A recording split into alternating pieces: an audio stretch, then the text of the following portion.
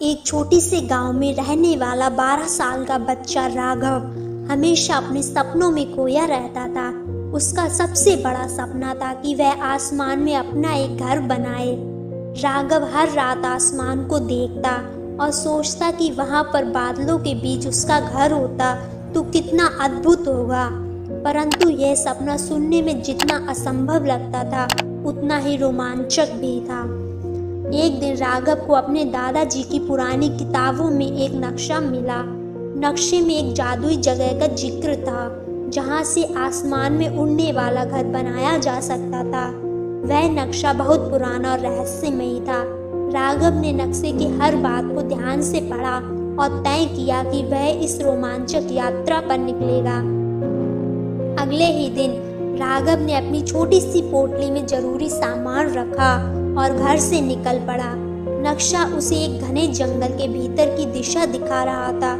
रास्ते में उसे कई कठिनाइयों का सामना करना पड़ा, कभी कांटे से भरे रास्ते, कभी ऊंचे पहाड़, लेकिन उसकी आंखों में आसमान में घर बनने का सपना था जिसने उसे कभी हार नहीं मानने दी। जंगल के एक छोर पर राघव को एक पुराना और जर्जर दरवाजा मिला। यह दरवाजा किसी साधारण दुनिया का नहीं लग रहा था। जैसे ही उसने उस दरवाजे को खोला वह एक अलग ही दुनिया में पहुंच गया। वहां चारों तरफ बादल थे और उन बादलों पर छोटे छोटे घर थे। राघव को यह देखकर विश्वास ही नहीं हो रहा था कि वह अपने सपनों की दुनिया में आ चुका है। इस जादुई दुनिया का नाम था बादलों का शहर। यहाँ के लोग बादलों पर रहते थे और उनकी गाड़ियों के रूप में बादल इस्तेमाल होते थे। राघव की मुलाकात वहाँ एक रहस्यमयी व्यक्ति से हुई जिसने उसे बताया कि यदि वह अपने हृदय में सच्ची इच्छा और साहस रखता है तो वह भी यहाँ अपना घर बना सकता है, लेकिन इसके लिए उसे आखिरी परीक्षा से गुजरना होगा। राघव को एक ऊंचे पर्वत पर चढ़ना था जहाँ एक जादुई पत्थर रखा था। वही पत्थर उसे उसका आसमानी घर बनाने में मदद कर सकता है।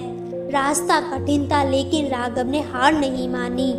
वह धीरे धीरे पर्वत की चोटी पर चढ़ गया और उस जादुई पत्थर को उठा लिया। जैसे ही उसने पत्थर को छुआ एक तेज रोशनी हुई और अचानक आसमान में उसके लिए एक सुंदर घर प्रकट हो गया। राघव का सपना अब सच हो चुका था। उसके पास अपना घर था आसमान में बादलों के बीच। वह वहां से धरती को देखता और मुस्कुराता क्योंकि उसने वह हासिल कर लिया था जो कभी असंभव लगता था। अब वह बादलों के बीच रहकर अपनी रोमांचक दुनिया में जीने लगा। उसकी यात्रा ने उसे सिखाया कि अगर सच्ची लगन और विश्वास हो तो कोई भी सपना संभव नहीं है। दोस्तों, आशा करते हैं आप सभी को ये कहानी पसंद आई होगी।